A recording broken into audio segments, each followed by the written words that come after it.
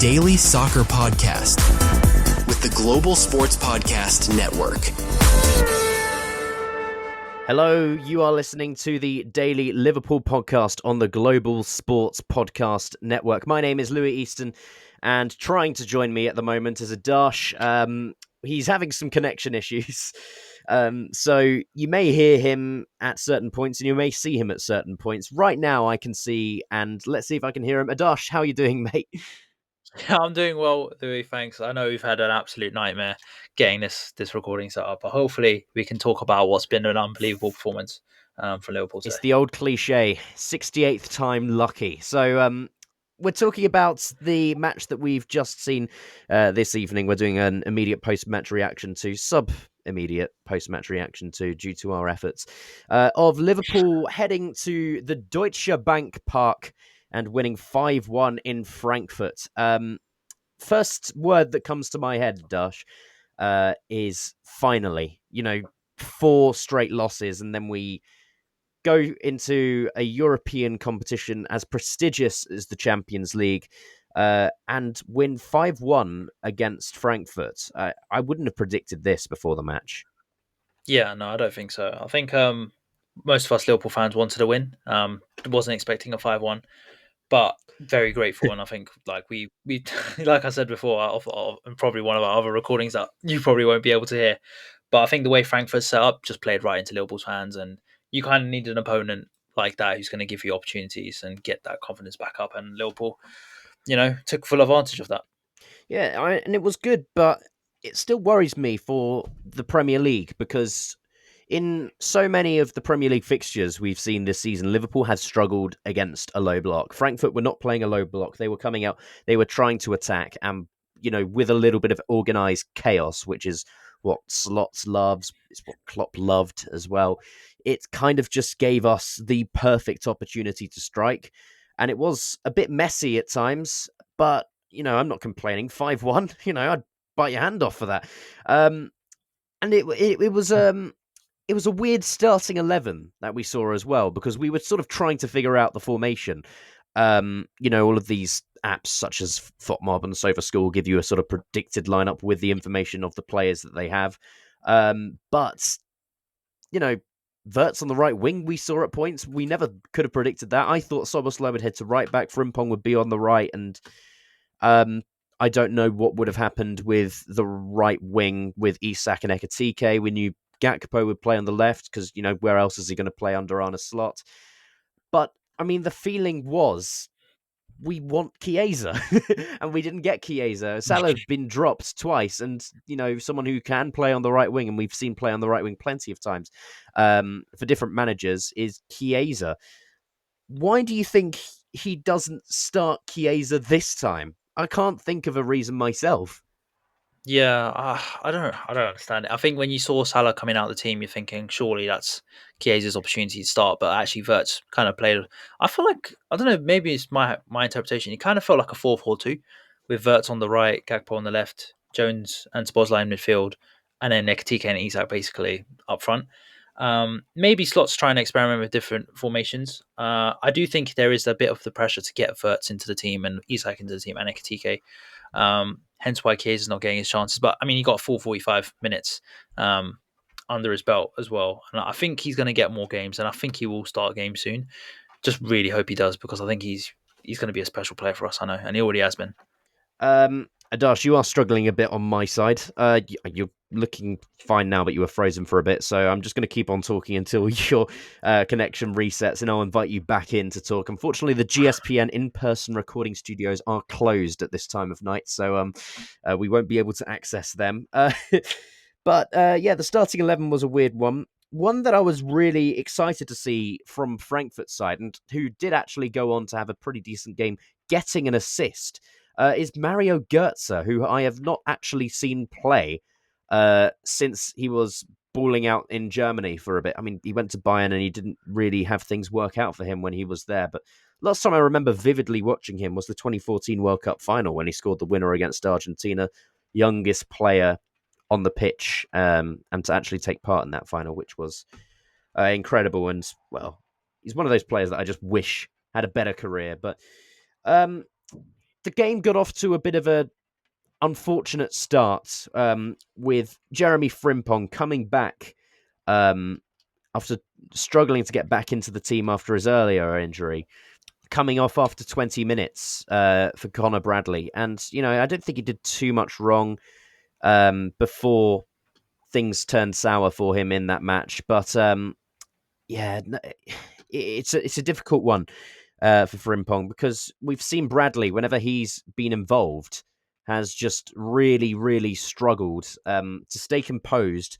Going forward, his attack hasn't been that good. He's made a couple of good runs into the box where he's, had a header and missed it. He actually did that again today, which was a bit of an annoying one to see. So, yeah, I wanted to see more Connor Bradley perform to the level that he did last season, and we just have not seen that at all this year. And you sort of feel with Frimpong, yes, he's small, but he's so nimble, he's so quick, he's very good at dribbling, his change of pace is phenomenal. And I just wanted to see things work out for him this season. First time settling into a new club. So it's a bit of a disappointing one, losing Frimpong in 20 minutes. Let's just hope it's not a serious one. He returned to the bench to watch a bit of the second half, which is good, not taken to a hospital for surgery or anything. So yeah, and then a few minutes after Frimpong went off injured, Frankfurt get their goal, and it's the former Leeds man. They have a couple of former Leeds defenders with Robin Koch as well. But Rasmus Christensen, who I thought was pretty good, to be honest, playing at right wing back and making those runs down the right-hand side, gets his goal. And it's a very well-worked Frankfurt goal. I don't point the blame at any of the Liverpool defenders. It's well-worked. I mean, there are some questions asked of Mamardashvili, but I honestly think that's really harsh. And yes, the XG of that goal was only 0.4 or whatever it was. But, it's a very good finish. Bottom left corner, in off the post. And when that goal went in, there was just a huge feeling of, here we go again. We started the game well. Something goes wrong. Then it goes much worse. And we thought it was just going to be one of those days again, like it was against United, like it was against Crystal Palace, like it was against everyone we've played recently. And yeah, things were threatening to get out of hand early on. But what a response to that goal, because Liverpool dominated possession after that went in, and we only had to wait 10 minutes for our goal. Obviously, Bradley had that header from that cross from Gakpo on the left-hand side, which was one that he saw all the way, and you feel like maybe a more experienced striker would have been able to have a proper go testing the goalkeeper there. And I thought their goalkeeper did have some good saves as well. What's his name? Zetera, who I've never heard of before tonight, but 9 saves. That's brilliant. And it kind of shows that he had 9 saves and he conceded 5 goals, which really meant it was one-way traffic after that goal. So yeah, Bradley, still a little bit to go, I think, is what we've learned from this. But I think he's getting slightly better game by game. He didn't get himself booked today, which is already an improvement. So let's just hope that's something for him to build on. He did have a little bit of confidence. He did make one very good block from a shot. I can't remember who it was from. So yeah, things to improve on. And then it was the Ekotike goal. And we saw Robertson start. And immediately I thought, well, we're going to really have control going forward this time. Because Goetze, you've kind of had the feeling, there's a little bit of sort of worry there from a defensive point of view. He's okay going forward. But, he's not as sort of a player who can keep things ticking, keep things moving like a well-oiled machine. And Robertson, with his experience, 10 years on Goetze, so, I'm not going to write out Goetze, but 10 years on Goetze, won it all with Liverpool.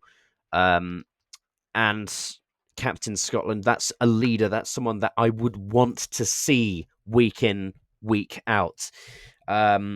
So yeah, what a pass for that Ekotike goal. I can't remember if it was first time, but it was under a counter-attack opportunity, and he did not hesitate to get himself a pass through to Ekotike, who, by the way, took that goal really, really well. He had a lot to do. He ran all the way through. I hope we can get Adarsh back to talk about this goal because he is still struggling to get back in. Because that's a man that's a man who absolutely loves Ekotike, Adarsh.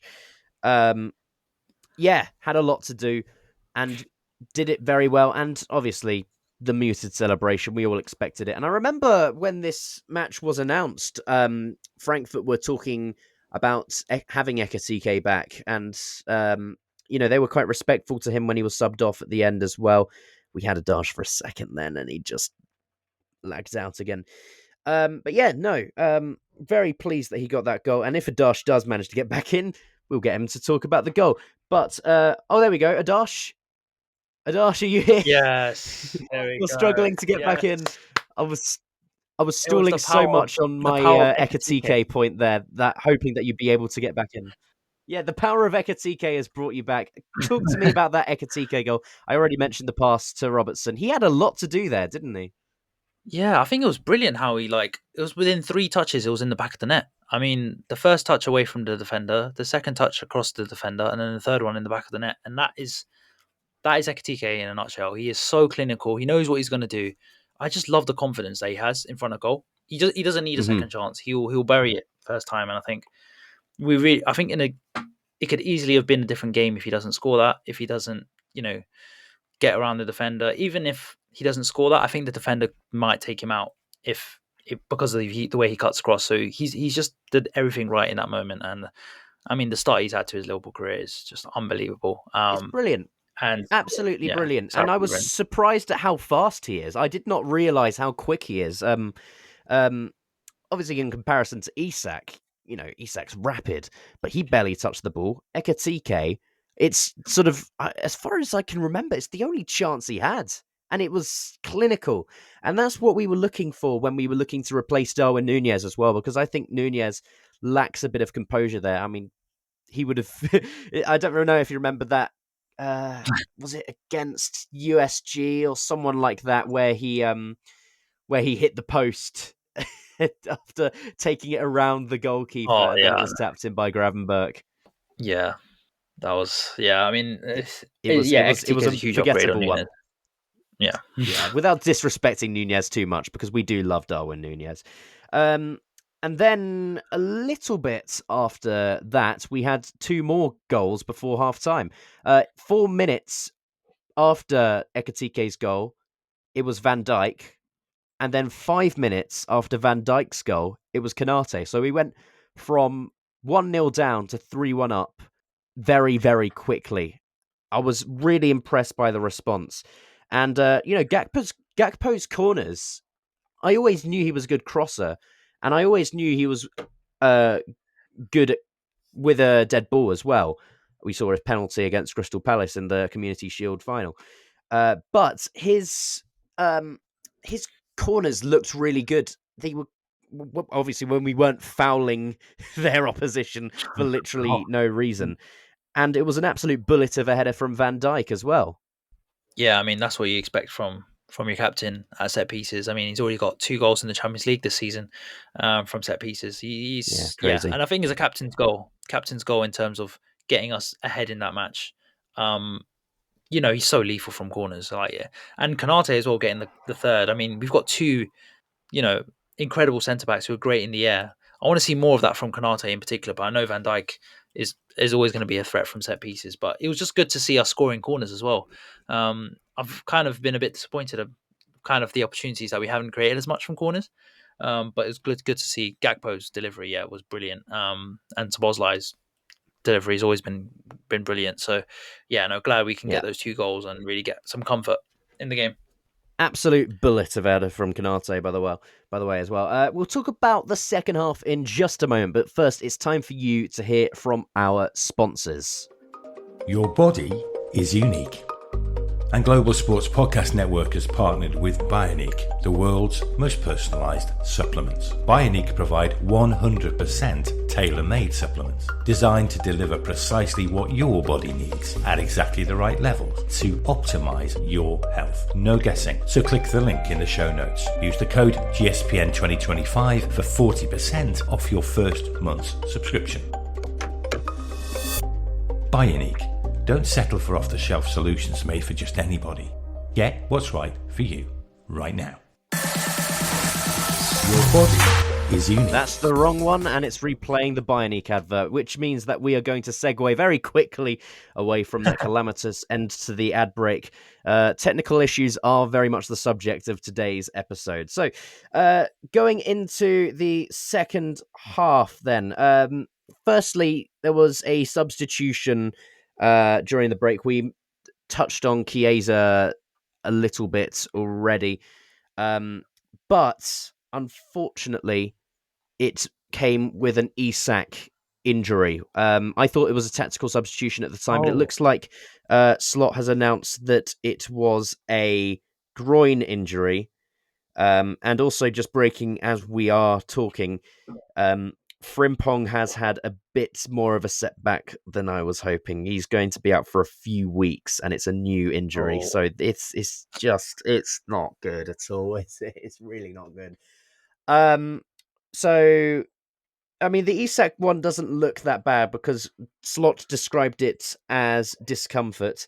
He said, "Let's hope it's not too bad. It's such a difficult balance to find with a player that missed 3 months."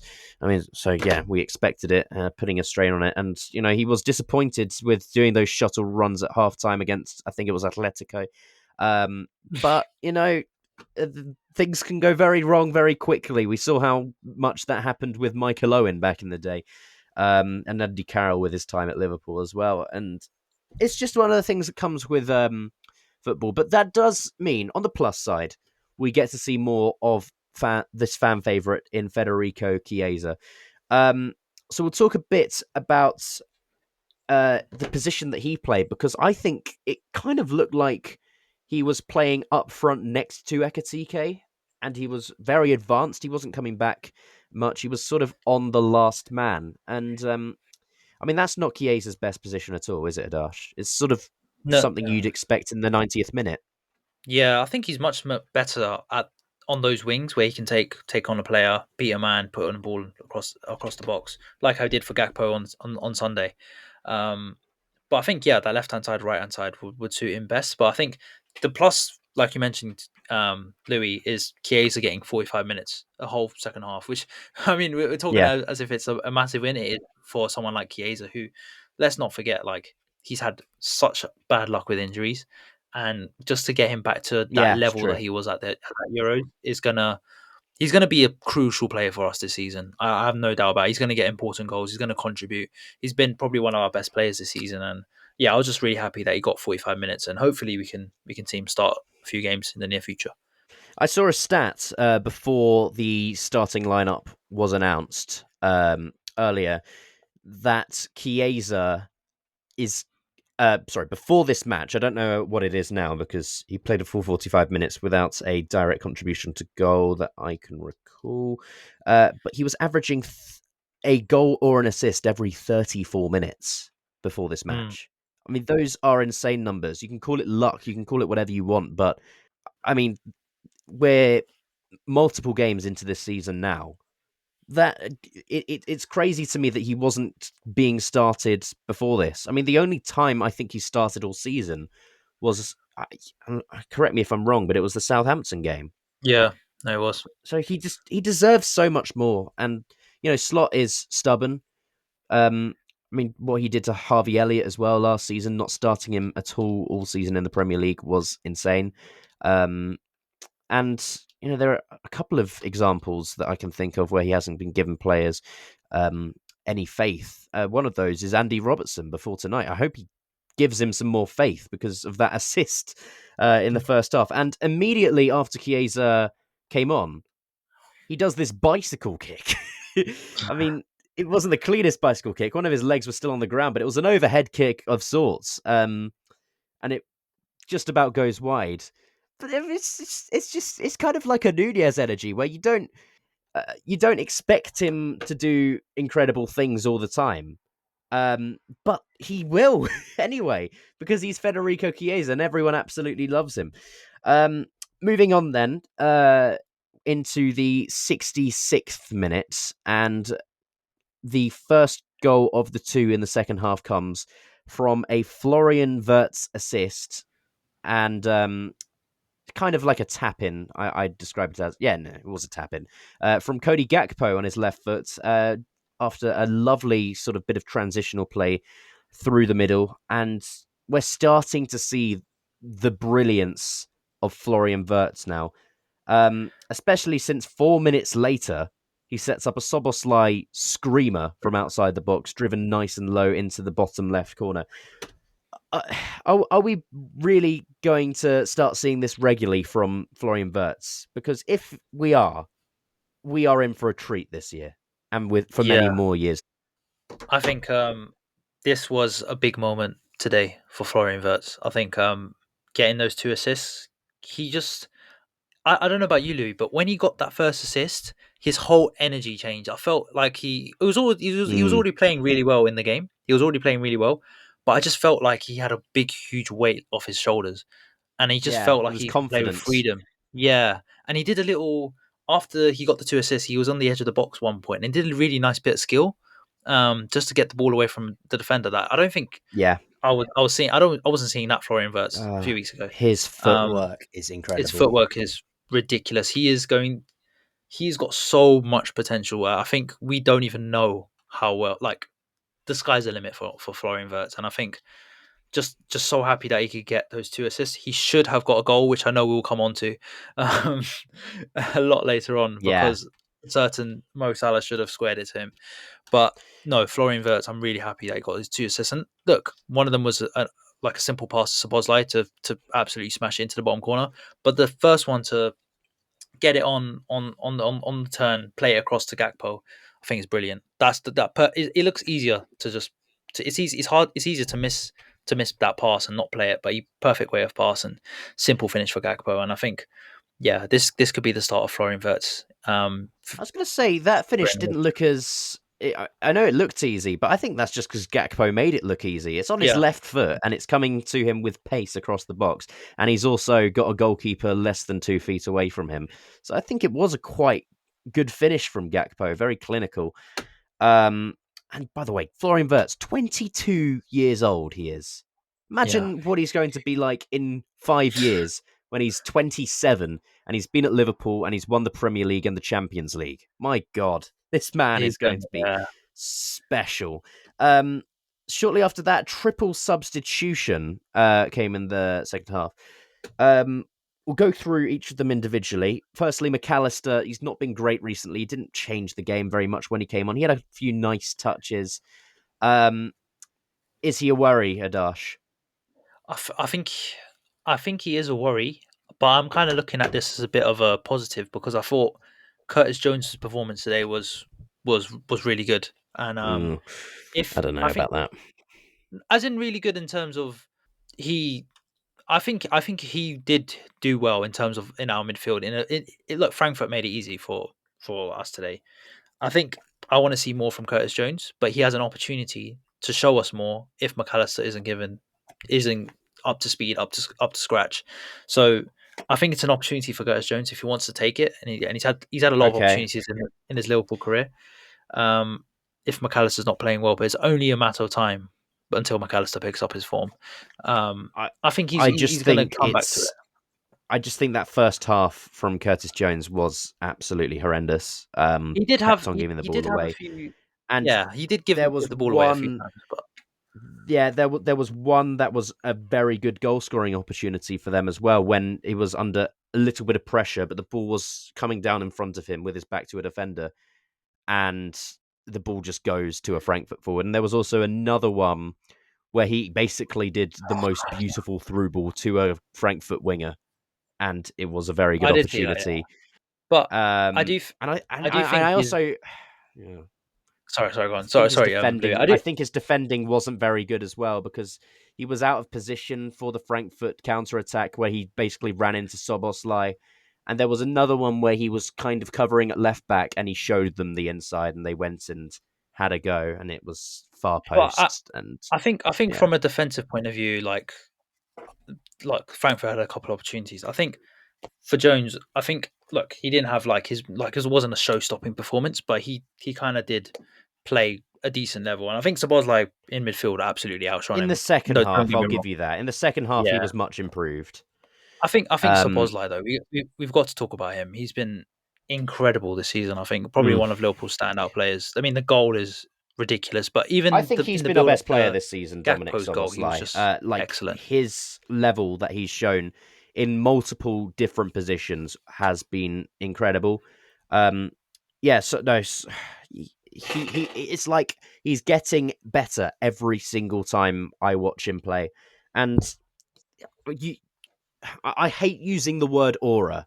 I absolutely hate using that word, but that is Dominic Soboslai on and off the pitch. He has reached a new level, and defensively, offensively, it's like seeing a Hungarian Gerrard come into this midfield, tie everything together.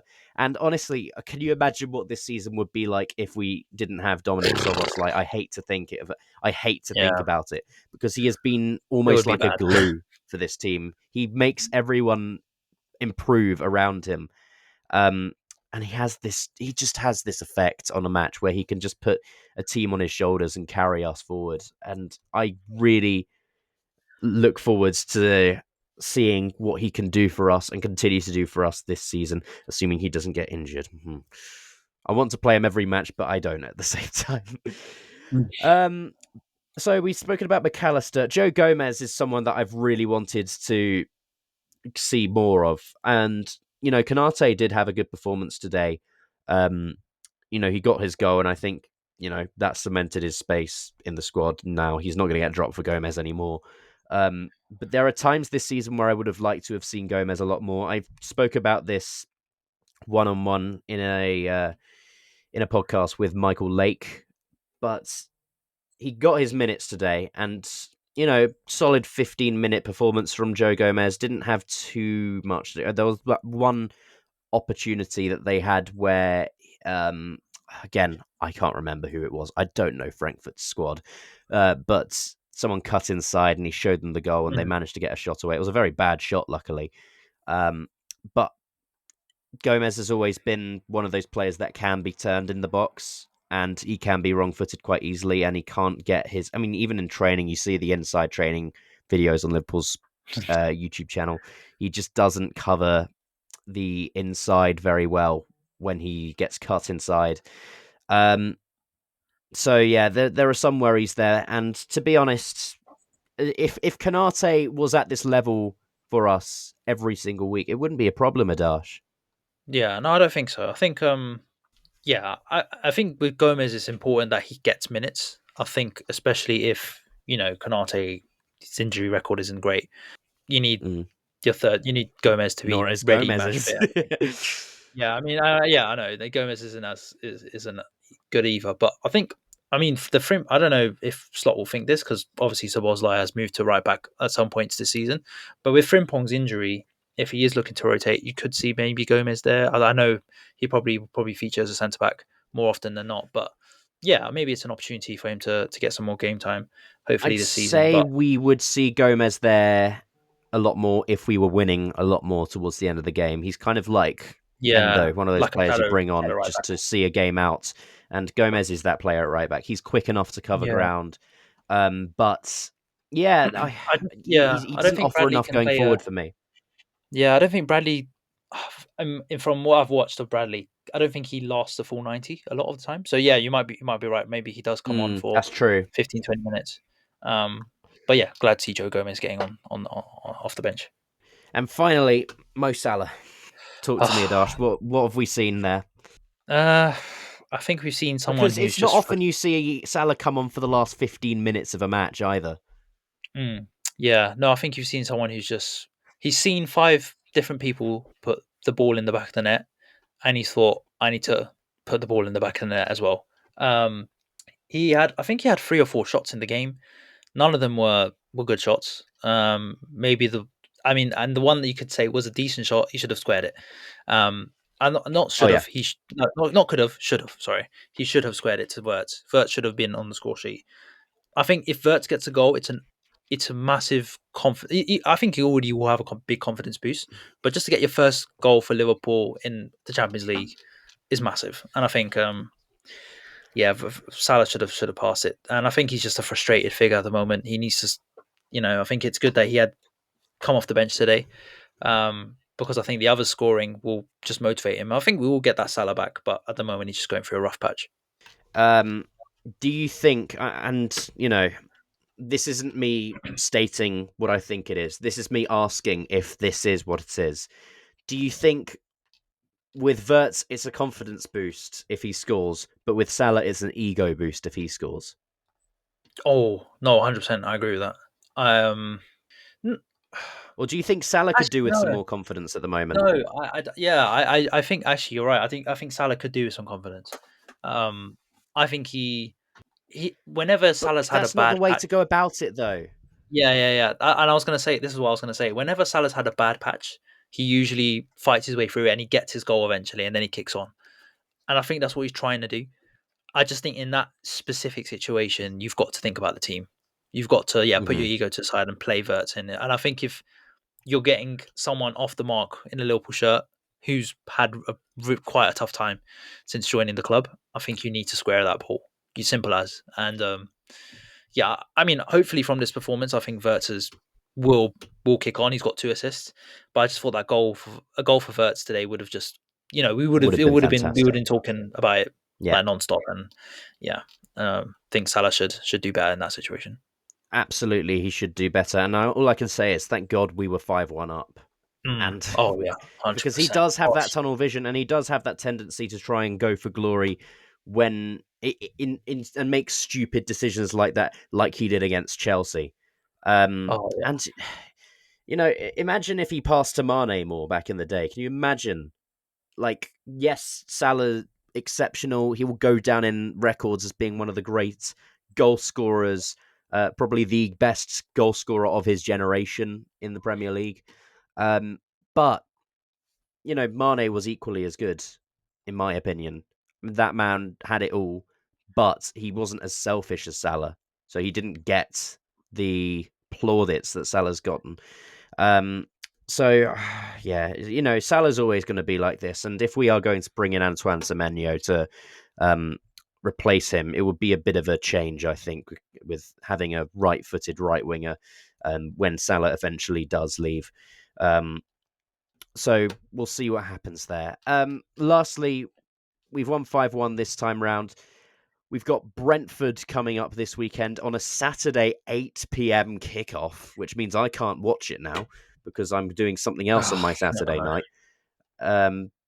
Annoying one, and it's away, which is a very difficult one to go to when they've got Jordan Henderson running their midfield at the moment and doing so and some. This is an example of the Premier League being so competitive now. There are no teams you really want to play other than, maybe West Ham, Wolves or Burnley. And even against Burnley, we didn't look that strong. Yeah. With that in mind, what I said earlier about it being quite an open game, having organised chaos and Frankfurt not sitting back, we're going to go to West London on Saturday night, and we're going to play against a team that plays 5 at the back, has an engine in midfield, and has some very good counter-attacking football with those long balls up to Igor Thiago up front. This is going to be a test. What will you hope for going into this match now with the 5-1 win in mind?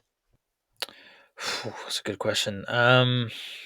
I think confidence in the attack. I think Wurtz.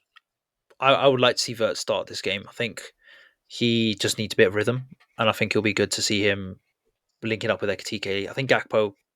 To be fair, I think Gakpo over the last few games has really stamped his mark, and really, I think he will probably start an attack. And I think it's a question of Salah, if Salah starts. And I think with ISAC's injury, he probably does. But But I think Slot's probably got a better idea of how to structure the attack from today's game, and who is going to be the answers, at least in the short term, over the next few games. And I think Ekotike, I think he's definitely going to start. So I think he's probably got a few answers Slot ahead of Saturday. Defensively, we're going to be tested against Brentford. They are going to be a physical team, difficult to break down if they play a low block as well, which we've already mentioned, struggled against. So, and obviously set pieces, we've got to be strong at them. So yeah, it's definitely going to be a test. I don't know what you think, Louie, but it's still a bit of a difficult one. And if we can get through Brentford, I think we can maybe look positively on the rest of the next few games. Yeah, we can maybe look at the Real Madrid match coming up as Adarsh disconnects and reconnects. Is he back? Yes. Yeah, Real Madrid as our next Champions League match, Adarsh. I bet you're licking your lips at that, and you're thinking, God, can Conor Bradley get to his old self again and absolutely clatter Kylian Mbappe once more? I still think about that night, and I still watch the YouTube highlights regularly. So that'll be our next one. Obviously, stay tuned to GSPM. We'll have more to talk about on that match as the time draws closer. You've been listening to the Daily Liverpool podcast, brought to you by the Global Sports Podcast Network, and we'll begin build up to Brentford in our next episodes. Take care. Bye-bye. Here at the Global Sports Podcast Network, we spent a lot of time selecting our delivery platform. Zencastr came out as the clear winner, with 4K video recording from your phone, AI editing that automatically removes all those ums and ahs. It's super easy to start a podcast that sounds great and is delivered efficiently. If you're ready to tell your story, check out the link in the description to learn more about Zencastr.